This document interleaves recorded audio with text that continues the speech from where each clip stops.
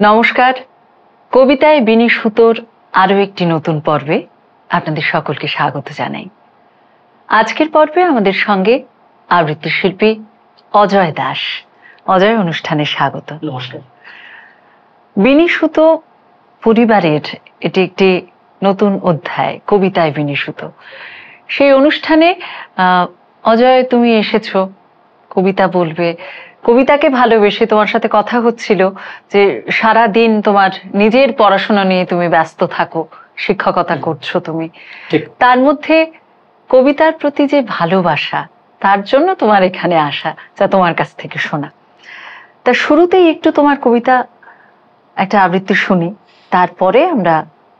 হ্যাঁ, দেখো, বাংলা কাব্য সাহিত্য নিয়ে কথা হচ্ছে, আর সেখানে রবীন্দ্রনাথ আসবেন না তা তো হতে পারে না। মানে ব্যাপারটা সেরকম আর কি, যে মাটির উনুন আর কাঠকয়লার আগুন, যে একটা অদ্ভুত একটা কম্বিনেশন। বাংলা কাব্য সাহিত্যের সঙ্গে বোধহয় রবীন্দ্রনাথ আর বোধহয়ের কোনো জায়গা নেই, রবীন্দ্রনাথ একদম সেইভাবে আষ্টেপৃষ্টে জড়িয়ে রয়েছেন। ফলে তাকে তর্পণ করেই প্রথম কবিতাটা শুরু হোক। আমার প্রথম কবিতা নির্ঝরের স্বপ্নভঙ্গ, বহুল চর্চিত একটা কবিতা, বহুল পঠিত। আর যতবারই এই কবিতাটা পাঠ করেছি, কবিতাটা আবৃত্তি করেছি, ততবারই কবির আত্ম উপলব্ধি ভেতরে সাড়া দেয়, জাগে, তাই না? একদম। শুরু করা যাক। আজি এ প্রভাতে রবির কর, কেমনে পশিল প্রাণের পর, কেমনে পশিল গুহার আধারে প্রভাত পাখির গান। না জানি কেন রে এতদিন পরে জাগিয়া উঠিল প্রাণ, জাগিয়া উঠেছে প্রাণ। ওরে উথলি উঠেছে বাড়ি, ওরে প্রাণের বাসনা প্রাণের আবেগ রুধিয়া রাখিতে নারী। থর থর করি কাঁপিছে ভূধর, শিলা রাশি রাশি পড়িছে খসে, ফুলিয়া ফুলিয়া ফেনিল সলিল গরজি উঠিছে দারুণ রোষে। হেথায় হোথায় পাগলের প্রায়, ঘুরিয়া ঘুরিয়া মাতিয়া বেড়ায়, বাহিরিতে চায় দেখিতে না পায় কোথায় কারার দ্বার। কেন রে বিধাতা পাষাণ হেন, চারিদিকে তার বাঁধন কেন? ভাঙরে হৃদয় ভাঙরে বাঁধন, সাধরে আজিকে প্রাণের সাধন। লহরীর পরে লহরী তুলিয়া, আঘাতের পরে আঘাত কর। মাতিয়া যখন উঠেছে পরাণ, কিসের আধার কিসের পাষাণ? উথলি যখন উঠেছে বাসনা, জগতে তখন কিসের ডর? আমি ঢালিব করুণা ধারা, আমি ভাঙিব পাষাণ কারা, আমি জগৎ প্লাবিয়া বেড়াবো গাহিয়া আকুল পাগল পারা। কেশ এলাইয়া ফুল কুড়াইয়া, রামধনু আঁকা পাখা উড়াইয়া, রবির কিরণে হাসি ছড়াইয়া দিবরে পরাণ ঢালি। শিখর হইতে শিখরে ছুটিব, ভূধর হইতে ভূধরে লুটিব, হেসে খলখল গে কলকল, তালে তালে দিব তালি। এত কথা আছে, এত গান আছে, এত প্রাণ আছে মোর, এত সুখ আছে, এত স্বাদ আছে, প্রাণ হয়ে আছে ভোর। কি জানি কি হলো আজি, জাগিয়া উঠিল প্রাণ। দূর হতে শুনি যেন মহাসাগরের গান। ওরে চারিদিকে মোর এ কি কারাগার ঘোর, ভাঙ ভাঙ ভাঙ কারা, আঘাতে আঘাত কর। ওরে আজ কি গান গেয়েছে পাখি, এসেছে রবির কর। চমৎকার। আচ্ছা অজয়, জানতে ইচ্ছে করছে তোমার এই চর্চা, আবৃত্তি চর্চা কবে থেকে? অনেক ছোটবেলা থেকে? অনেক ছোটবেলা থেকে, অনেক ছোটবেলা থেকে। একদম বাবার সাথে সাইকেলে চড়ে যাওয়া, আচ্ছা, সেখান থেকে আবৃত্তি বলে বলে ফিরে আসা, মানে এরকমটা এক সময় ছিল হুম যখন হয়তো এমন কোনো অনুষ্ঠান ছিল না যেখানে আবৃত্তি বলতে যেতাম না। হুম হুম পরবর্তীকালে যত বয়স বেড়েছে, কাজের চাপ বেড়েছে, তখন আস্তে আস্তে যা হয় আর কি, হয়ে ওঠেনি একটা সময় পরে। কিন্তু যা শুনলাম তুমি শিক্ষকতা করো, হ্যাঁ, ঠিক। সেখানে শিক্ষকদের তো গান, কবিতা, নাটক এই সমস্তের সঙ্গেই থাকতে হয় ছাত্রছাত্রীদের নিয়ে। ঠিক তো কথা। সেই দায়িত্ব তো নিশ্চয়ই স্কুলে পড়ে তোমার উপর। হ্যাঁ, পরে তো ডেফিনেটলি পরে অবশ্যই, কিন্তু আহ, সবার সঙ্গে সাহায্য করে কাটিয়ে দিতে হয় আর কি। কাটিয়ে দিতে হয়। Exactly. আচ্ছা, পরের কবিতায় যাই অজয়। একদম একদম। কোন কবিতা শুনছি? আহ, একটা কবিতা, যদিও কতটা মুখস্থ বলতে পারবো জানি না, কিন্তু বলতে খুব ইচ্ছে করছে আজকে। কিরকম? প্রেমের সোনা। রবীন্দ্রনাথ ঠাকুরের প্রেমের সোনা। শুরু করা যাক। রবিদাস চামার ঝাঁট দেয় ধুলো, স্বজন রাজপথ বিজন তার কাছে, পথিকেরা চলে তার স্পর্শ বাঁচিয়ে। গুরু রামানন্দ প্রাতঃস্নান সেরে চলেছেন দেবালয়ের পথে। দূর থেকে রবিদাস প্রণাম করল তাঁকে, ধুলায় ঠেকালো মাথা। রামানন্দ শুধালেন, বন্ধু কে তুমি? উত্তর পেলেন, আমি শুকনো ধুলো প্রভু, তুমি আকাশের মেঘ। ঝড়ে যদি তোমার প্রেমের ধারা গান গেয়ে উঠবে বোবা ধুলো রং বেরঙের ফুলে। রামানন্দ নিলেন তাকে বুকে, দিলেন তাকে প্রেম। রবিদাসের প্রাণের কুঞ্জ বনে লাগলো যেন গীত বসন্তের হাওয়া। চিতরের রানী ঝালি তার নাম, গান পৌঁছলো কানে, তার মন করে দিল উদাস। ঘরের কাজে মাঝে মাঝে দু চোখ দিয়ে জল পড়ে ঝরে। মান গেল তার কোথায় ভেসে।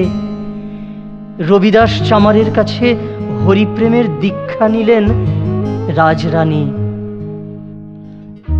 স্মৃতি শিরোমণি রাজকুলের বৃদ্ধ পুরোহিত বললে, ধিক মহারানী, ধিক!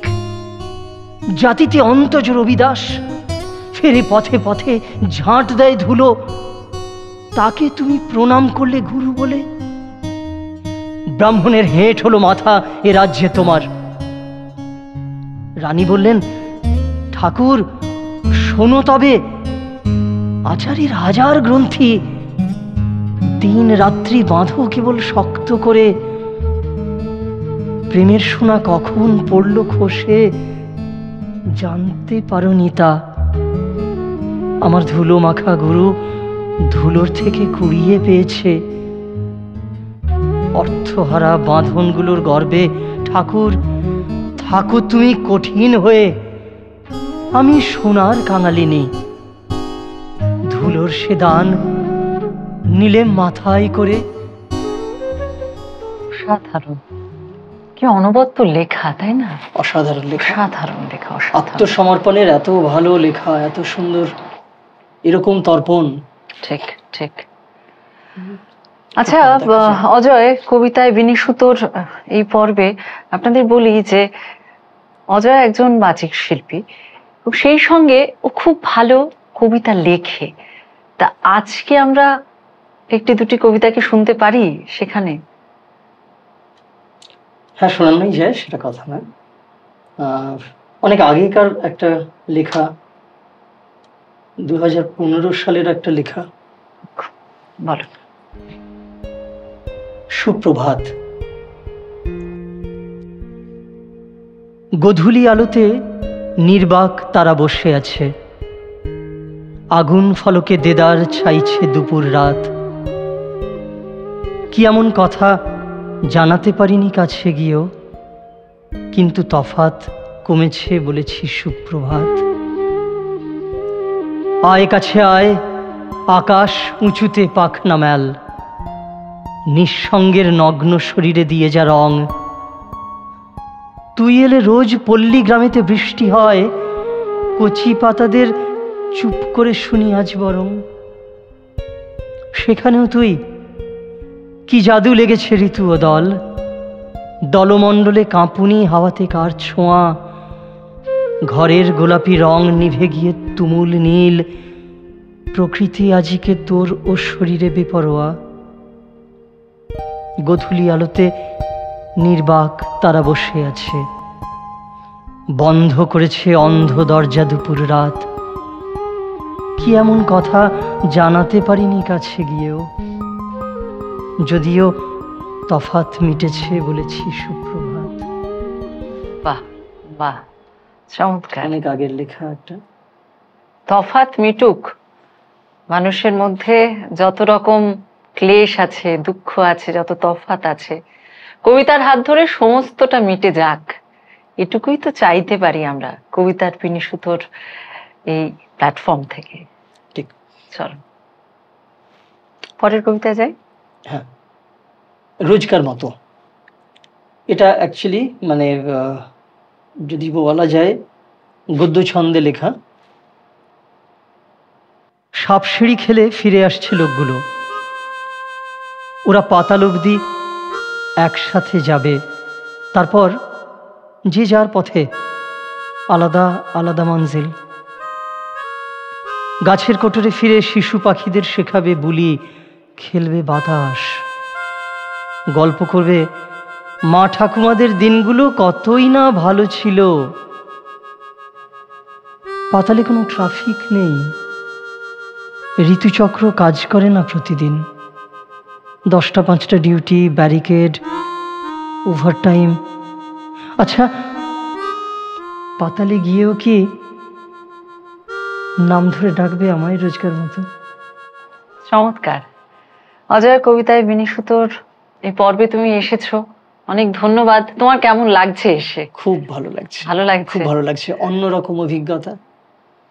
আর সাধারণত মঞ্চে দাঁড়িয়ে বলবার যে অভিজ্ঞতা, তার থেকে তো অবশ্যই একটা একদম অন্যরকম। আমরা অনুষ্ঠান শেষ করব আরেকটি কবিতা দিয়ে, সেটি কি তোমার নিজের লেখা কবিতা পড়বে? আমার নিজের লেখা বললেই সেটা, সেই কবিতার মাধ্যমেই আজকে শেষ করব আমাদের কবিতায় বিনিশুতো আজকের পর্ব। অজয়। পাতা ঝরানোর দিন, আকাশে আমার ছাই চাপা মৃত নদী, ছুটে চলে গেছে হারিয়ে যাবেই বলে। পরিকল্পনা অন্য কিছু তো ছিল, বর্ষা নামলো রাত পোহাবার ছলে। দেদার বর্ষা, কতেক ভাসল গ্রাম, গাঁ গেরাম এক শহরতলির মুখ।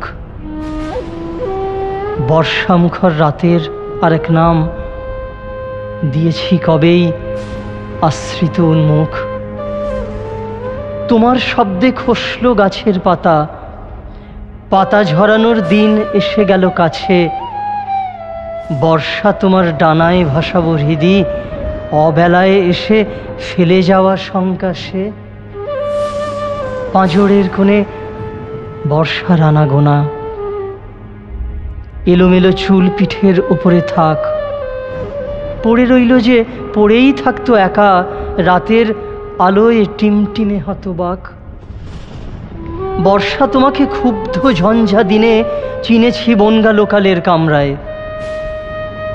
তুমি সাথে করে আনলে নতুন পাতা, বোল ধরেছিল শুকনো ও মৃত প্রায় গাছের কোটরে। একটা বাবুই পাখি তাঁত বুনে যায় অস্থি মজ্জা দিয়ে।